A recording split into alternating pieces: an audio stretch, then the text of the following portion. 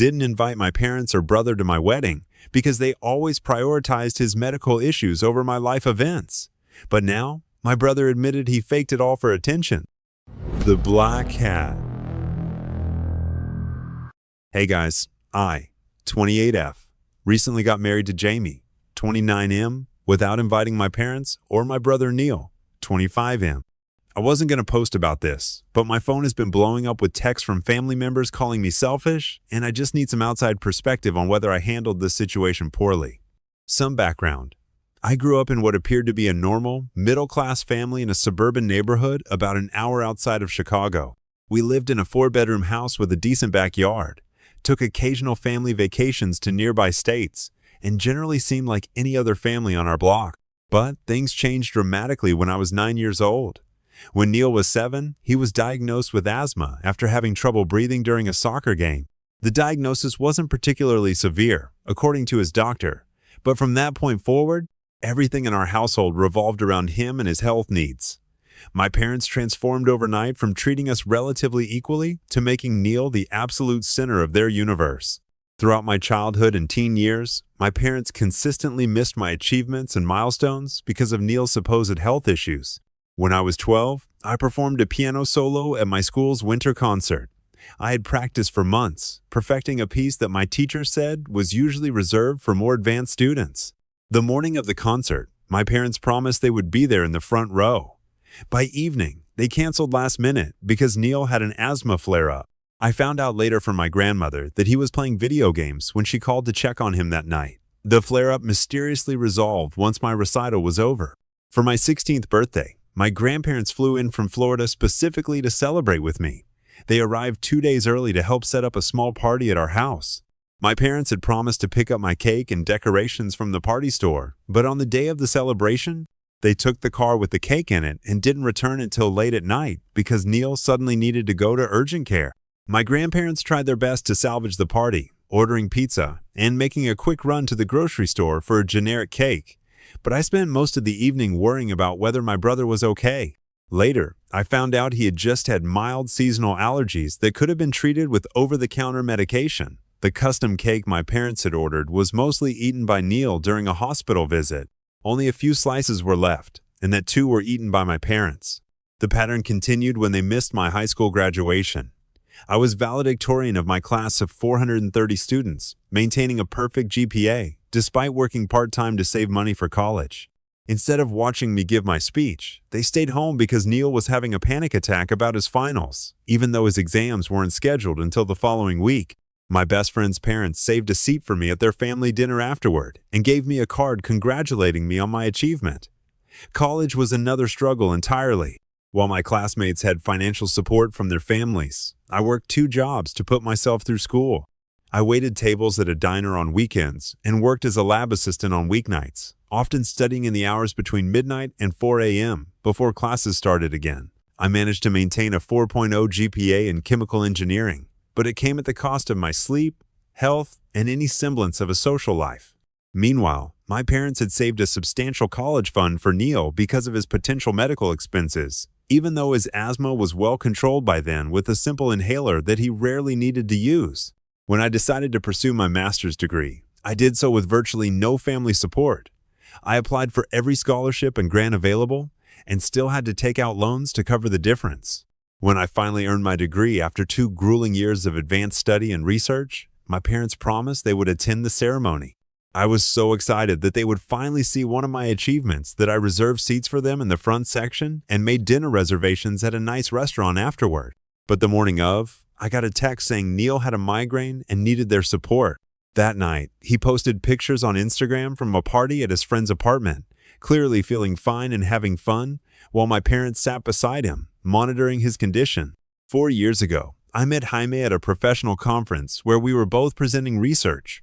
He comes from a big, close-knit family that shows affection openly and celebrates each other's accomplishments with genuine enthusiasm. For my first birthday after we started dating, he threw me a surprise party with friends from work and his family members, who had already started treating me like one of their own. I actually cried when I walked in because no one had ever made that kind of effort for me before. His family immediately welcomed me, attended my work events, and celebrated my achievements in ways my own family never did. When I received a promotion at work, Jaime's parents sent flowers to my office. When I published my first research paper, his sister framed the first page and gave it to me as a gift. These gestures felt so foreign to me that I almost didn't know how to respond to them at first. When Jaime proposed last year, after 3 years together, we started planning our wedding. Honestly, I couldn't imagine my parents being there without somehow making it about Neil. I pictured him having an episode during our vows, or my mom rushing out during our first dance because Neil texted that he needed something. After discussing it extensively with Jaime over several weeks, we decided not to invite my parents or brother. I didn't make this decision lightly. I spent many nights lying awake, wondering if I was being petty or vindictive. But ultimately, I couldn't bear the thought of looking out from the altar to see empty seats where my parents should be, or worse, watching them leave in the middle of the ceremony because Neil suddenly needed attention. Jaime supported my decision, but made it clear he would support me equally if I changed my mind. We decided on a relatively small wedding with about 80 guests, mostly Jaime's family and friends from both our professional and personal lives. I invited my grandparents, aunts, uncles, and cousins, but specifically asked them not to mention it to my parents or Neil. Most of them understood, having witnessed the dynamic over the years. The wedding was beautiful and stress-free, exactly what I had hoped for. Jaime's family stepped up in every way. His dad gave me away. His mom helped me get ready that morning, and his sisters were my bridesmaids. My grandparents danced with me and told me how proud they were. For once, I had a special day that wasn't overshadowed by someone else's needs. My parents found out about the wedding through social media when my cousin posted some photos from the reception. Within hours, my phone was flooded with angry text messages and voicemails. My mother called me ungrateful and said, "You've always resented your brother for things he can't control." My father accused me of deliberately humiliating them in front of extended family. They've been telling everyone who will listen that I've always been an attention-seeking drama queen and that I'm punishing them for being good parents to a sick child. I didn't want to hurt my parents, but I also didn't want my wedding day ruined by the same dynamic that's affected every other important event in my life. Jaime thinks I did the right thing, but some family members are saying I should have given them a chance to be there for me on such an important day. I've been second-guessing myself since the wedding, wondering if I made the right choice or if I've irreparably damaged my relationship with my parents. Part of me feels guilty, but another part feels justified, given their history of putting Neil's often questionable needs above everything else in my life. Ida Update 1. I wasn't expecting this much response to my post. I've been reading through everything and trying to process it all. Several people mentioned something called medical abuse by proxy regarding Neil's situation, which I've been reading about, and it's giving me a lot to think about. I never considered that what was happening in our family might have a name or be a recognized pattern. Things have escalated since my original post. My parents are now claiming that Neil was hospitalized due to stress over being excluded from the wedding.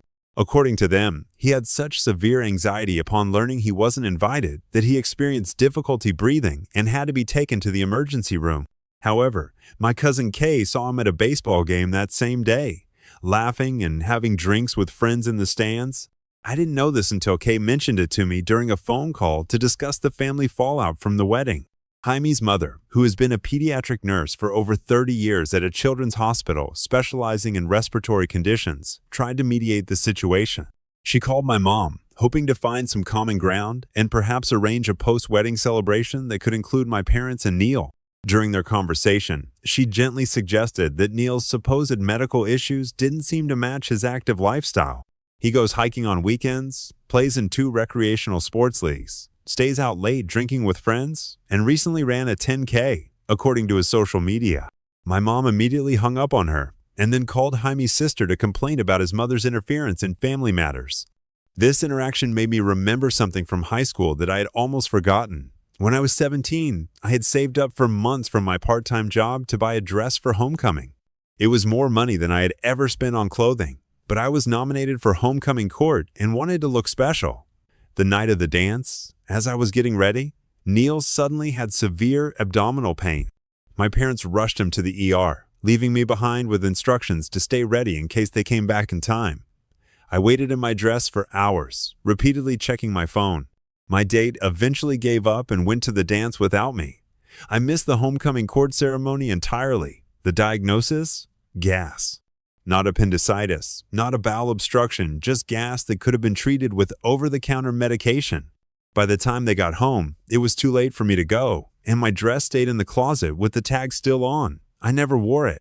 My aunt, my mother's older sister, initially called me to say I was humiliating the family by not inviting my parents to the wedding. But after we talked for a while about specific incidents over the years, she admitted, "Your mom has always made everything about Neil." She recalled a family reunion 3 years ago where I had just received a major promotion at work that included leading a new research team. When I tried to share the news during dinner, my mom dismissed it as no big deal and immediately changed the subject to how Neil had gotten a part-time job at a local grocery store. My aunt said she had noticed the pattern for years, but never felt it was her place to say anything. After the wedding, Jaime's family organized a small get-together at their house for family members who couldn't make it to the ceremony. During dinner, my father-in-law stood up and gave a toast. He talked about how proud they were to have me in their family and listed specific accomplishments of mine that he admired, including my academic achievements and professional success.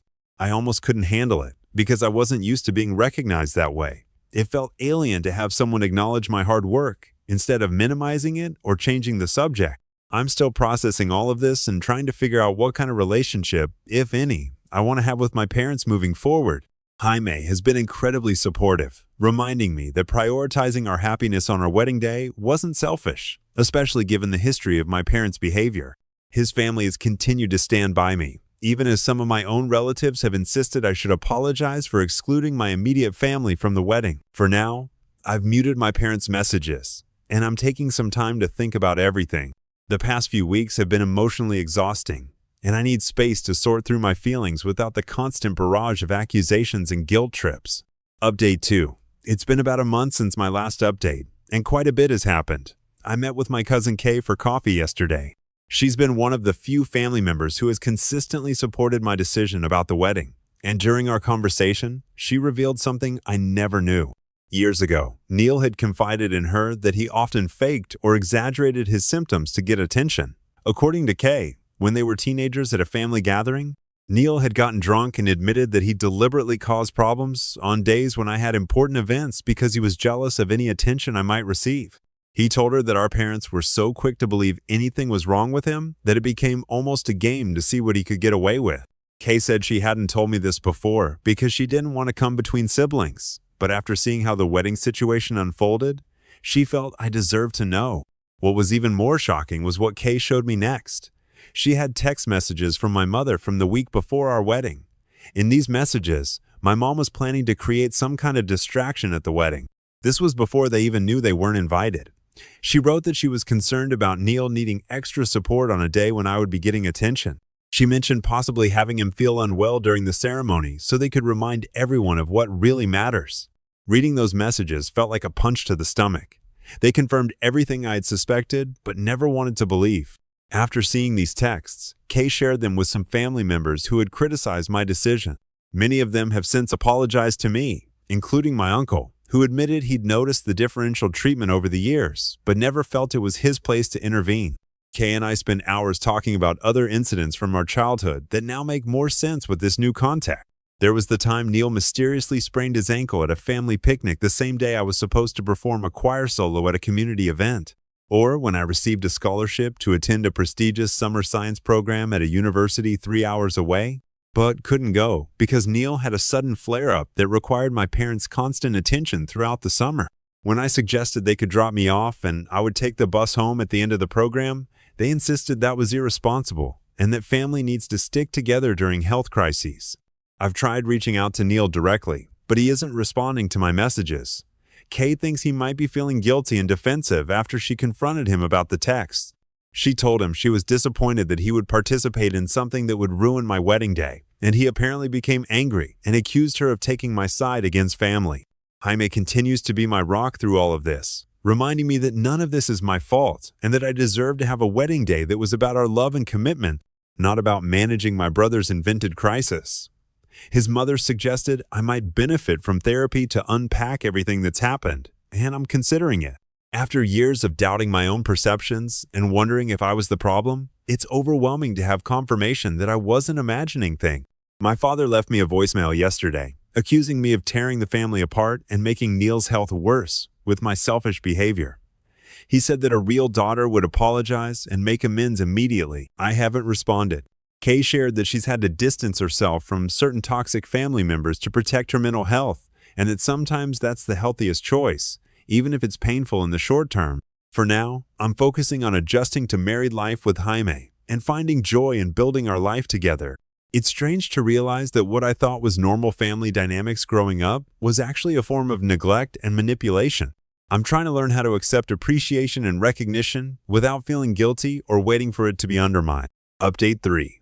It's been 2 months since my last update, and there have been some significant developments that I wanted to share. Most surprisingly, I received a long email from Neil yesterday. I wasn't expecting to hear from him directly, especially after he ignored my previous attempts to reach out. His message completely caught me off guard.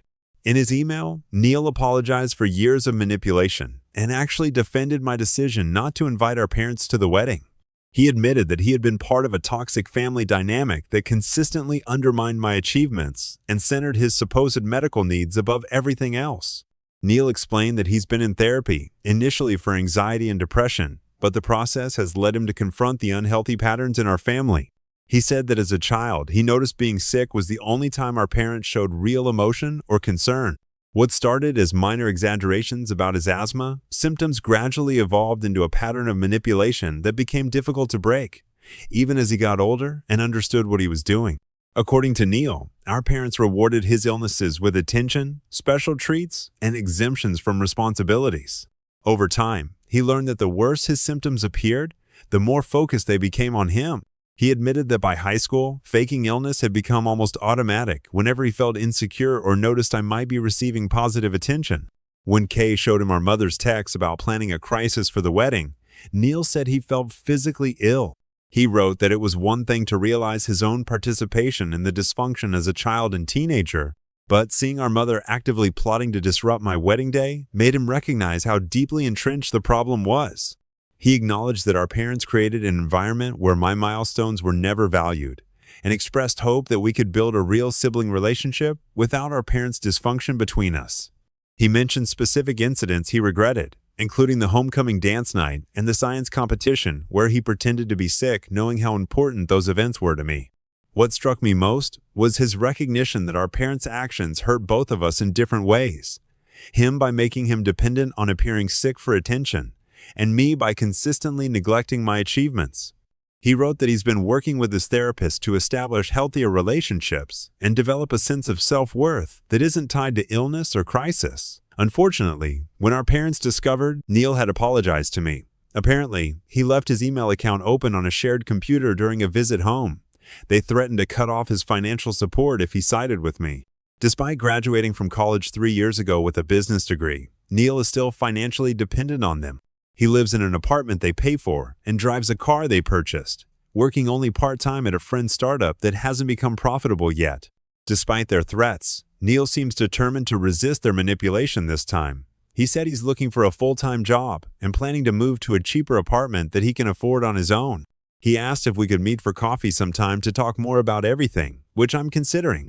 I've shared Neil's email with Jaime, who is supportive but also protective. He suggested meeting Neil in a public place initially and taking things slowly as we figure out what kind of relationship might be possible moving forward. In other news, Jaime and I are moving to Boston next month for his job at a research institution there, which feels like perfect timing for a fresh start away from all this family dysfunction. I've accepted a position at a biotech firm that aligns perfectly with my research background. Neil has expressed interest in visiting us once we're settled.